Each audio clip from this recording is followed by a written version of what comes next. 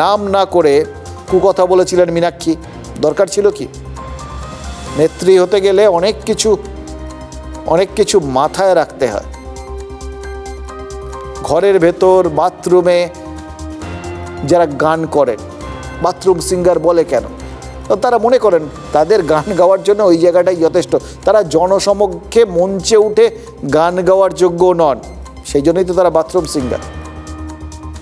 এবার একজন বাথরুম সিঙ্গারের সাথে একজন প্রতিষ্ঠিত সিঙ্গারের ঠিক যতটা পার্থক্য, রাজনীতিতে এই ঘরোয়া একান্ত আলাপচারিতার কথাবার্তা, সেখানে তিনি বন্ধু বান্ধবের সাথে মন খুলে কী বলবেন না বলবেন সেটা একরকম, কিন্তু যেখানে অসংখ্য মানুষ সামনে শ্রোতা হয়ে বসে আছেন, তখন কিছু সামাজিক দায় দায়িত্ব, কিছু সামাজিক বিধিনিষেধের কথা মাথায় রাখতে হয়, রীতিনীতির কথা মাথায় রাখতে হয়।